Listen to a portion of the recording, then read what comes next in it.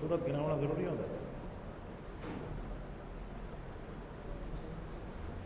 बरकत वास्ते जिंदगी लोड़ है ना, मैं कोई नहीं बनता।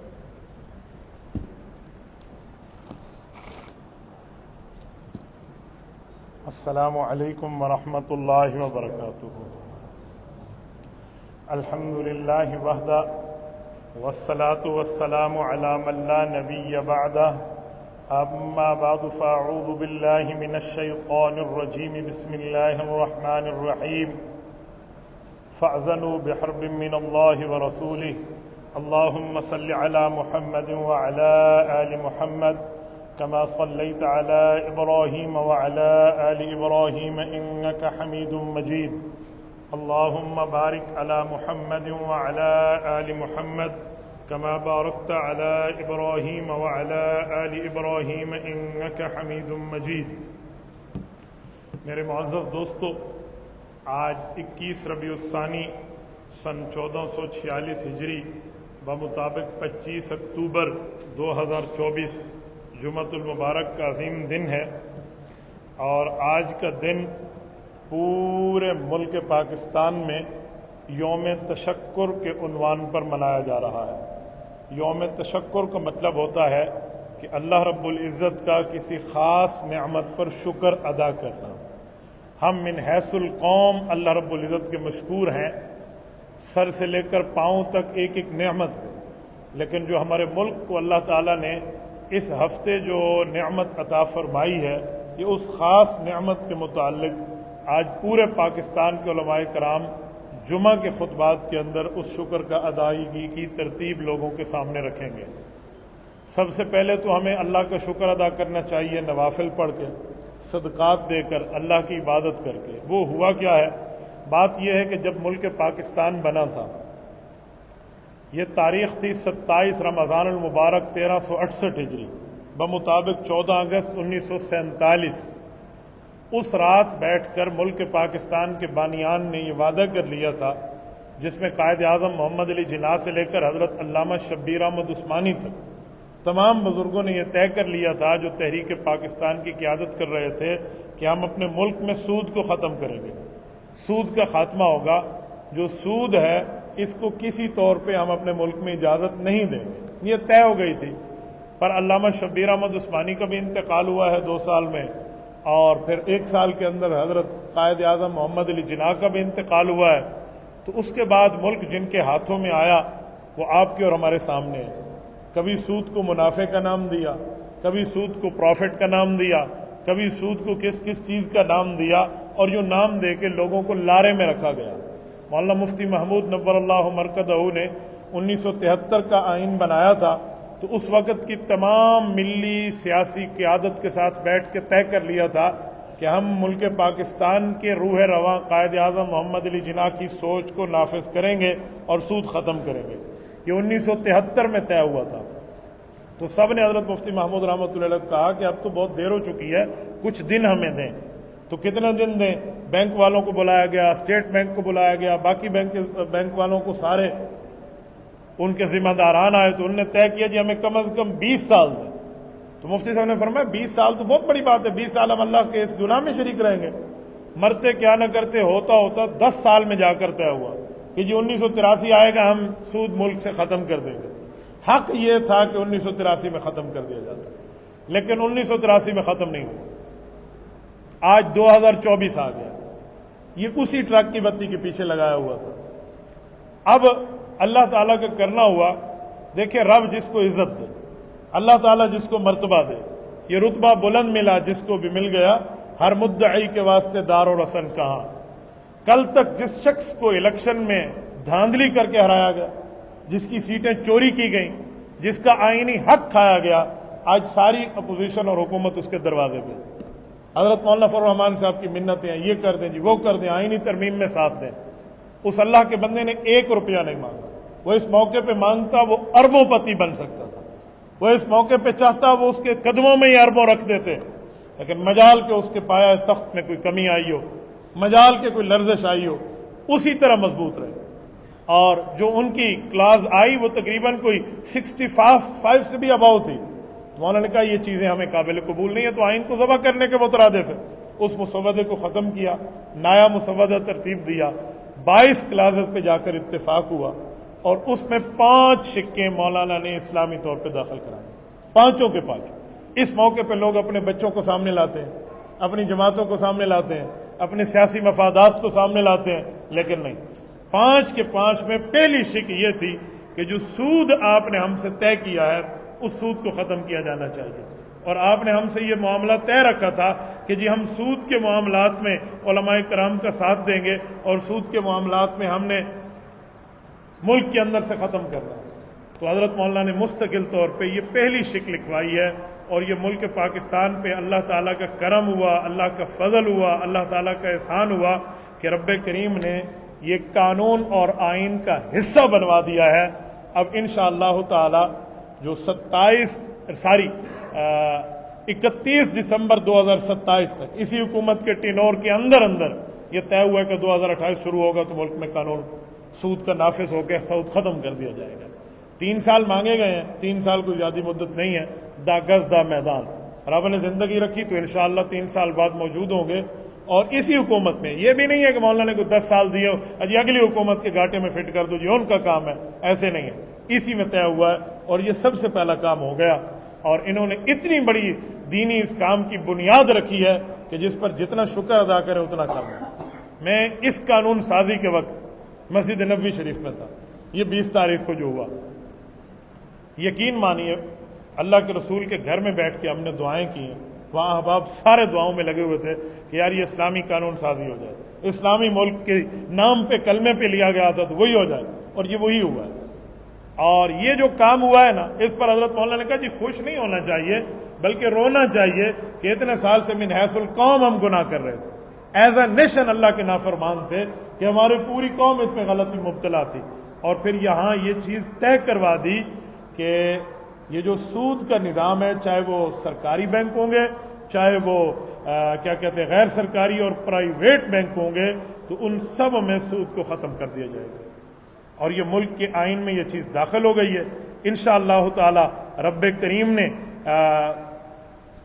آپ کی اور ہماری زندگی رکھی تو یہ پوری سٹوری میرے پاس ہے، ویب سائٹ پہ میں نے وہاں سے اٹھائی ہے قومی اسمبلی کے، اور اس میں پہلی شک یہ سود کی ہے کہ سود کا خاتمہ کر دیا جائے گا۔ میں یہاں ایک جملہ آپ کی خدمت میں کہتا ہوں کہ سود ہے کیا؟ سود کے بارے میں ہم اتنا اللہ جل شانہ کے کتاب سے جو باتیں کرتے ہیں کہ قرآن کریم ہمیں بتاتا ہے، احادیث نبویہ میں ہے، رسالت مآب علیہ الصلوۃ والسلام کے فرمان میں اس کو منع کیا گیا ہے، صحابہ کرام نے اس پر لعنت بھیجی ہے، اور اللہ تعالیٰ سود کے معاملات کو غلط جو فرماتے ہیں یہ میں آپ کی خدمت میں رکھتا ہوں۔ اس سے آپ خود اندازہ لگا لیں کہ سود کتنی بری چیز ہے، اور رب کریم نے اس سے ہمیں کتنا منع فرمایا، اور اللہ جل شانہ نے اس کے بارے میں کتنے سخت آیات فرمائی ہیں۔ یہ قرآن کریم ہے، سورۃ البقرہ ہے، میں سورۃ البقرہ 30واں پارہ آپ کی خدمت میں پڑھنے لگا ہوں، یہ آیت نمبر 275 ہے۔ رب کریم فرماتے ہیں الذین یأکلون الربا لا یقومون الا کما یقوم الذی یتخبطہ الشیطان من المس۔ فرمایا جو لوگ سود کھاتے ہیں نا، دنیا میں تو یہ کفر کر رہے ہیں، بے ایمانی کر رہے ہیں، آخرت میں جب یہ اٹھیں گے نا تو ایسے لگے گا جیسے ان پر کسی جن اور شیطان کا حملہ ہو گیا ہے، اور یہ بے وقوفوں کی طرح دیواروں کو ہاتھیں لگاتے پھر رہے ہیں۔ یہ حالت ہوگی، یہ اللہ کے سامنے اٹھ کے کھڑے بھی نہیں ہو پائیں گے، اور اس طرح ٹھہرے ہوں گے۔ اور فرمایا یہ کیوں ہوگا؟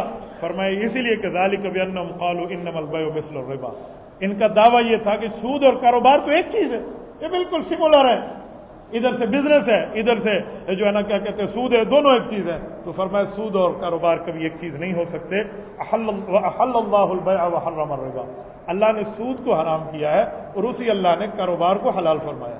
سود اور چیز ہے، کاروبار حلال ہے، سود حرام ہے، کاروبار حلال ہے۔ یہ تو ایسے ہو جائے جیسے زنا اور نکاح کو تم ایک کہہ دو، آپ کے دونوں میں کیا فرق ہے؟ بابا بہت سا فرق ہے، نکاح اور زنا میں زمین آسمان کا فرق ہے، کفر اور اسلام کا فرق ہے، خالق کے تعالیٰ کے مقامات اور شیطان کے رذائل کا فرق ہے، سفید اور سیاہ کا فرق ہے، اندھیرے اور روشنی کا فرق ہے، پھول اور کانٹے کا فرق ہے۔ یہ کیسے نہیں ہو سکتا کہ جو ہے نا سود اور کاروبار کو بندہ ایک کر لے؟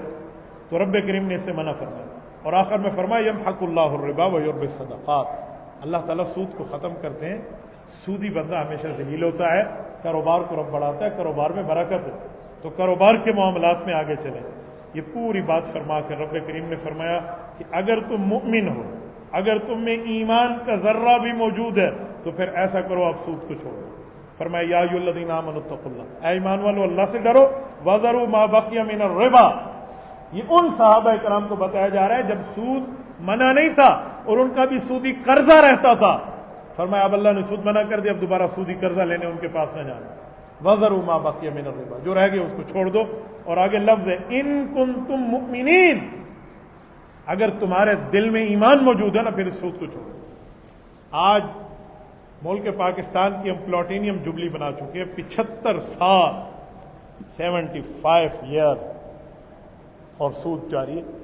جب بھی علماء نے اس پہ بات کی ہے کوئی بات نہیں بتائی جاتی، لارا لگایا جاتا ہے، لیکن اب یہ پہلی دفعہ ہوا ہے کہ اسی ٹینور کے اندر وعدہ کیا گیا۔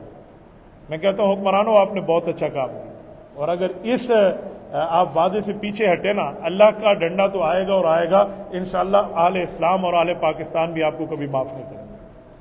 تو بہرحال یہ چیز ساری کی ساری ترتیب طے ہوگی۔ اور پھر رب نے فرمایا فَإِن لَّمْ تَفْعَلُوا، اگر آپ سود سے نہیں ہٹتے نا تو فَأْذَنُوا بِحَرْبٍ مِّنَ اللَّهِ وَرَسُولِهِ، پھر اللہ کے رسول کے خلاف تو اعلان جنگ ہے تمہارا، پھر اللہ کے مقابلے میں بھی آپ آ چکے ہو اور آپ رسول کے مقابلے میں بھی آ چکے ہو۔ اور قائد ملت اسلامی حضرت مولانا نفر الرحمان دامت برکاتہم نے یہی آیت پڑھ کے اسمبلی میں اس دن سب کو کہا کہ تم نے بھی کلمہ پڑھا ہے اور ہم نے بھی پڑھا، اور ہم کلمے کے نام پہ اس اسمبلی میں بیٹھے ہیں۔ رب کریم نے فرمایا پھر اللہ رسول کے خلاف اعلان جنگ کر دو کہ اگر تم سود سے بات نہیں آتے تو۔ فرمایا مفسرین نے لکھا ہے قیامت کے میدان میں سودی آئے گا تو اللہ فرمائے گا تلوار اٹھا، وہ کہے گا میں کیوں تلوار اٹھاؤں؟ رب فرمائیں گے میرے اوپر حملہ آور ہو نا، تیرا میرا تو جنگ کا معاملہ تھا سود کا۔ آپ بتائیں جب یہ حال ہو سود کے معاملات ہو تو سود اتنی بری چیز ہے۔ اور رسالت مآب علیہ الصلوۃ والسلام نے اپنی کئی احادیث میں سود کو غلط فرمایا ہے۔ سود کے بارے میں جو باتیں اللہ کے رسول نے فرمائی آپ توجہ رکھیں۔ میں آپ کے سامنے صحیح بخاری سے حدیث پاک پڑھ دیتا ہوں، یہ صحیح بخاری اور اس میں یہ بات موجود ہے، قول اللہ تعالی ان الذین یأکلون اموال الیتامی ظلما۔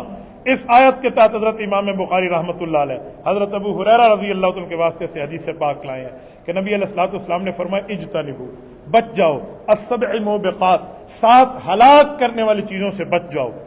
صحابہ نے عرض کیا قالوا یا رسول اللہ ومن ہن، وہ کیا چیزیں ہیں؟ تو حضور پاک علیہ الصلوۃ والسلام نے فرمایا الشرک باللہ، کبھی اللہ کے ساتھ شرک نہ کرنا۔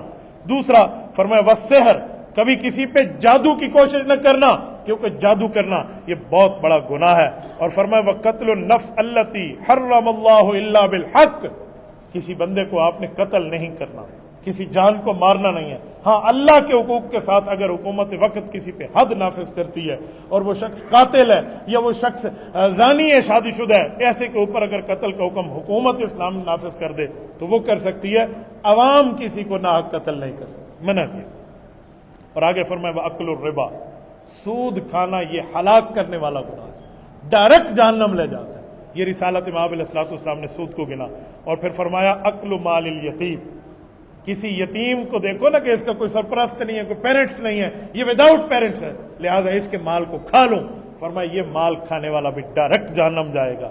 اور وَالتَّوَلِّ یوم الزحف، اور میدان جہاد میں جب کارزار کا میدان جم چکا ہو اور کوئی بندہ ڈرپوکی سے اپنا کمر کا معاملہ دکھائے اور پیٹھ دکھا کر بھاگ آئے، فرمایا اس کی بھی بخشش نہیں ہے۔ اور فرمایا وَقَذْفُ الْمُحْصَنَاتِ الْمُؤْمِنَاتِ الْغَافِلَاتِ، فرمایا مومن پاک باز عورت جس کو کسی قسم کی کوئی گناہ کا علم نہیں ہے اور وہ گناہ سے پاک ہے، آپ نے اس کے اوپر زنا کا اور برائی کا الزام لگایا، فرمایا یہ الزام بھی ڈائریکٹ جہنم لے جائے۔ یہ نبی علیہ الصلوۃ والسلام کا فرمان۔ اس پوری بیانات میں ایک بات سود کی آ گئی جو میرا ٹاپک ہے نا، اس میں اکل الربا آ گیا کہ سود کھانا ان 7 بڑے جرموں میں، 7 بڑے گناہوں میں ایک بہت بڑا گناہ ہے، ایک کرائم فرمایا گیا۔ تو نبی علیہ الصلوۃ والسلام نے اس سے منع فرمایا۔ اچھا آئیے اب جو سود کھائے گا قیامت میں اس کی حشری نشری کیا ہونی ہے، یہ رسالت مآب علیہ السلام کا فرمان ہے۔ کتاب التجارات اٹھائیے، امام ابن ماجہ رحمۃ اللہ علیہ کتاب سنن ابن ماجہ سے اس کا باب اٹھائیے، باب التغلیظ فی الربا، اس کے تحت حدیث پاک موجود ہے۔ حضرت ابو ہریرہ فرماتے ہیں رضی اللہ تعالیٰ عنہ، نبی علیہ الصلوۃ والسلام نے فرمایا اتیت لیلۃ اسری بی علی قوم، فرمایا میں جس رات میں معراج کے سفر پہ تھا اس رات مجھے ایک قوم دکھائی گئی جہنم میں، بطونہم کالبیوت فیہا الحیاء، ان کے پیٹ اتنے بڑے پیٹ تھے اور جیسے لوگوں کے گھر ہوتے ہیں اتنے گھر کے برابر ان کا پیٹ تھا، فیہ الحیات، اور اس پیٹ کے اندر سانپ چل رہے تھے، کوبراز، بڑا سانپ، حیا، ٹھیک ہے، تو یہ سانپ چل رہے تھے، اندر سانپ بھرے ہوئے تھے، ترا من خارج بطونہم، باہر سے نظر آ رہے تھے کہ سانپ چل رہے ہیں ان کے پیٹوں میں۔ تو حضور علیہ السلام فرماتے ہیں میں بہت حیران ہوا، فقلت من ہؤلاء یا جبرائیل، جبرائیل امین میرے ساتھ ہیں، ایز اے وزٹر رسول اللہ کو آسمان دنیا کی سیر کرائی گئی اوپر کے آسمانوں تک۔ تو نبی علیہ السلام نے جبرائیل امین سے پوچھا، جبرائیل یہ کیا ترتیب ہے؟ ایک بندہ اور پیٹ اس کے گھر جتنا، اور پھر اس کے پیٹ میں سانپ یہ چل رہے ہیں؟ تو جبرائیل نے کہا یا رسول اللہ ہؤلاء اکلۃ الربا، یہ تو سود خور لوگ ہیں، سود خوروں کا عذاب ہے، جو بندہ سود کھاتا ہے یہ اس کے ساتھ معاملہ کیا جا رہا ہے۔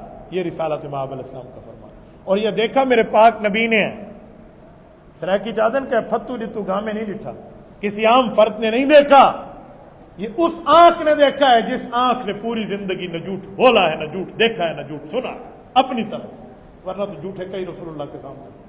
یہ اس زبان کا فرمان ہے جس زبان پہ کبھی جھوٹ آیا نہیں۔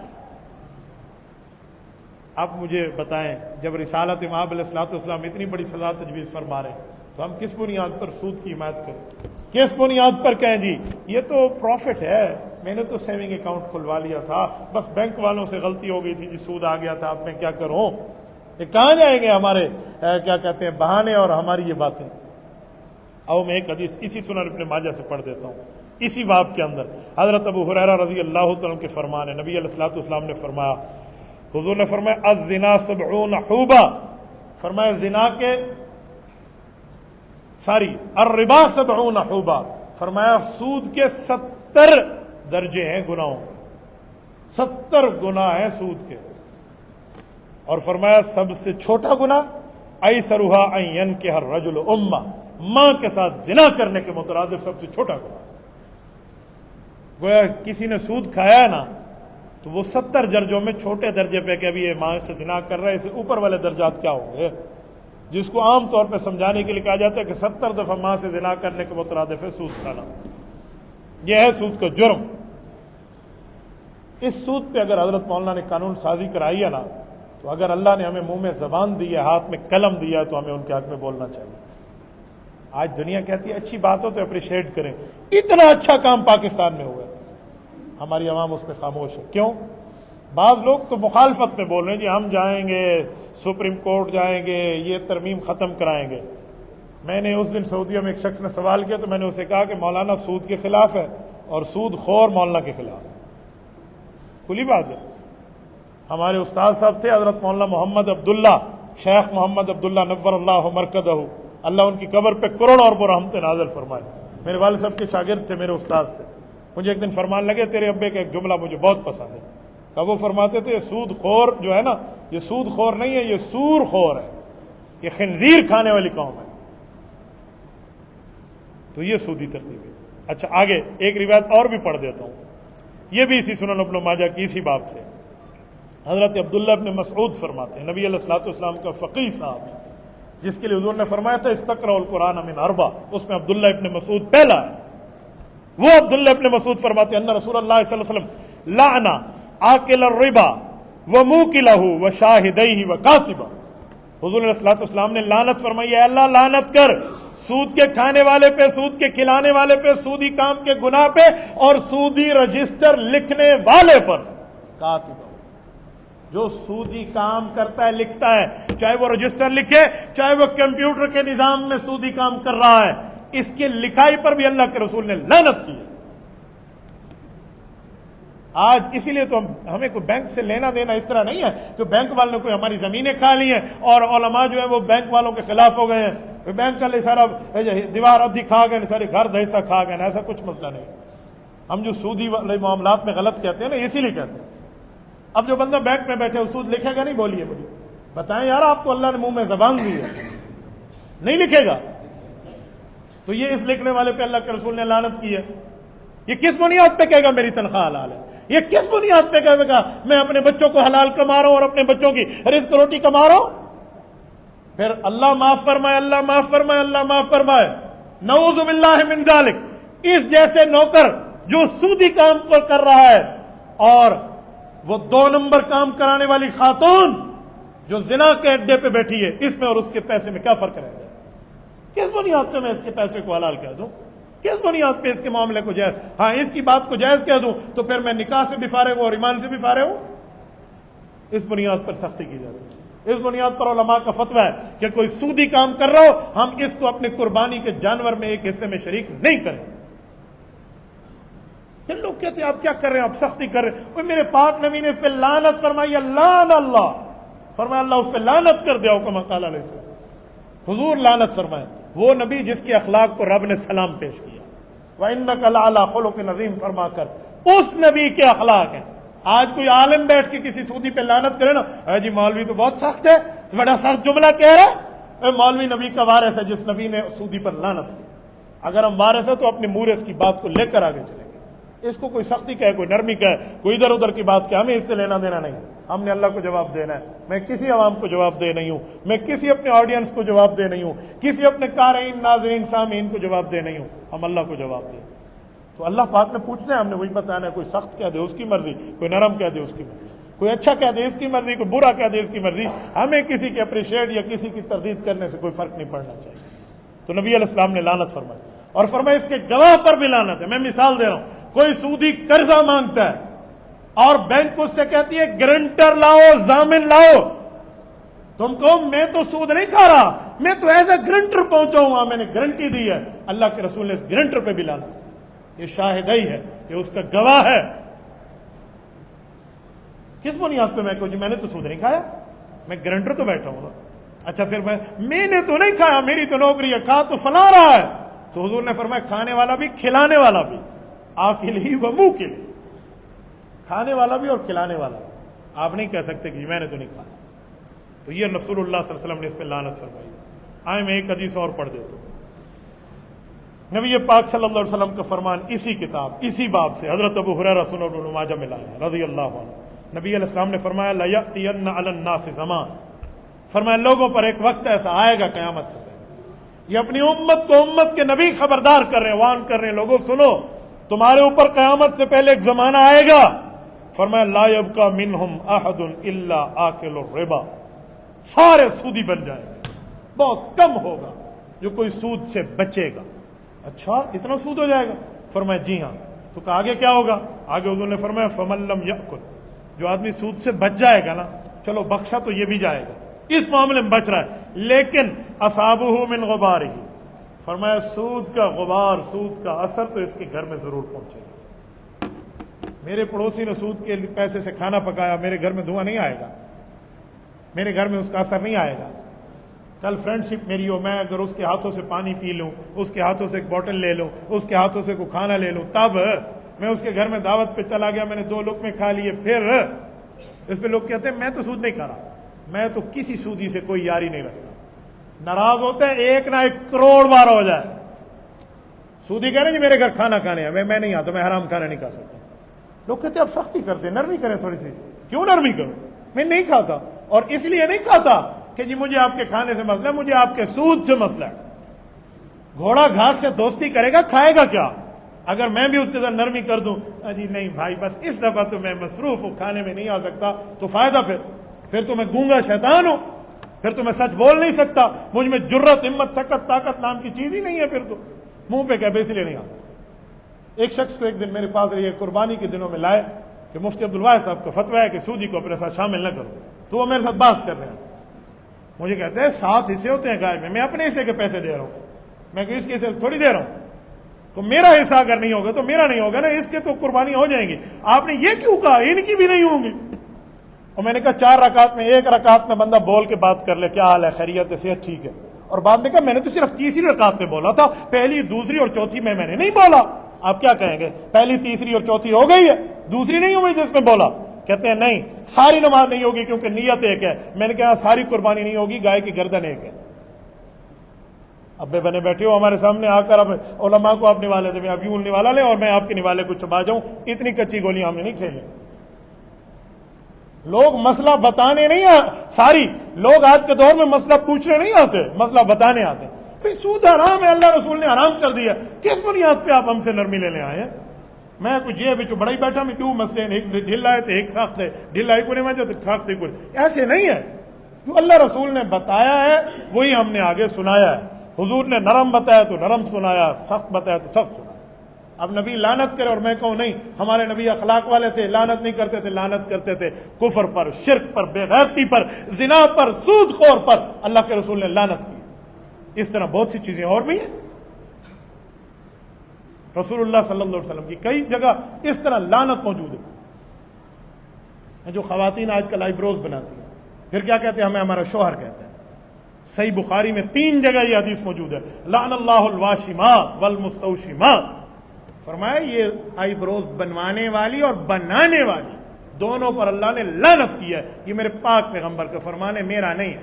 میرا کام تھا آپ تک پہنچانا، آپ تک سنانا. کسی نے ماننا مانے، کسی نے نہیں ماننا نہ مانے. ہم کو ڈنڈا اٹھا کے اسٹرکٹلی آرڈر تھوڑی دے رہے ہیں کہ لاسٹ وارننگ اور اسٹرکٹلی آرڈر ہے، مانو ورنہ یہ اور وہ. بھائی آپ ایک نہ 10 دفعہ نہ مانے، اتنی دنیا کفر کرتی پھر رہی ہے، گناہ کرتی پھر رہی ہے، کوئی ہم سے تھوڑی پوچھا جائے گا. ہماری ذمہ داری ہے بتانا، سنانا، سمجھانا. آگے کوئی مانے ٹھیک ہے، نہ مانے ٹھیک ہے. تو ایسی چیزوں پر رسالت مآب علیہ الصلوۃ والسلام نے اگر لعنت فرمائی ہے تو لعنت ہونی چاہیے. تو یہ سود کا کام تھا جو ملک میں جاری تھا، اور قائد ملت اسلامی حضرت مولانا فضل الرحمان کو رب جزائے خیر دے، اس نے اس کام کے اوپر بند باندھ دی اور یہ قانون سازی ہو گئی. اس پر نظر رکھنا اب آپ لوگوں کا کام، ہر شہری کا کام.